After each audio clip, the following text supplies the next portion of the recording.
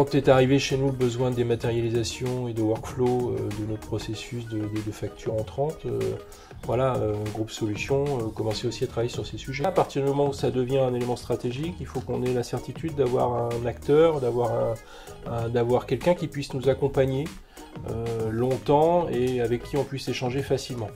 Trouver des outils de productivité, des outils pour éliminer les tâches ingrates.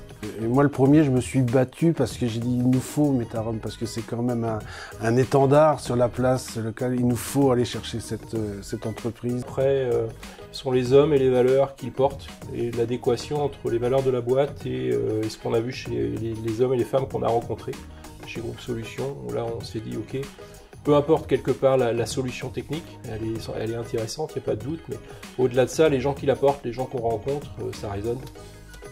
On sent que c'est solide, on sent que c'est honnête, on sent que c'est fiable, on sent qu'il y a une cohérence entre le discours et les solutions apportées. Et je remercie encore Damien. Au-delà de la proximité géographique, c'est la proximité dans la réactivité, dans la tenue des engagements, de résultats, dans la compréhension des attentes stratégiques du client et d'y répondre favorablement, de savoir dire non si on ne sait pas faire. On a vraiment grandi ensemble en termes d'évolution et on a suivi les mêmes évolutions technologiques et on y a vu les mêmes intérêts.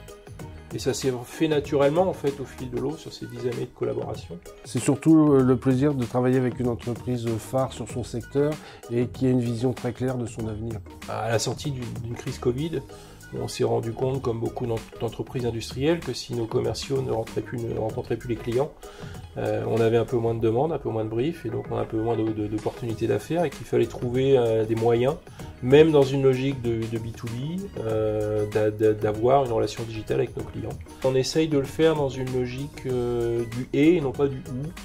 C'est-à-dire qu'on ne va pas s'interdire de continuer à commercer comme on le faisait depuis toujours. On garde nos équipes, on crée des emplois et on n'en détruit pas.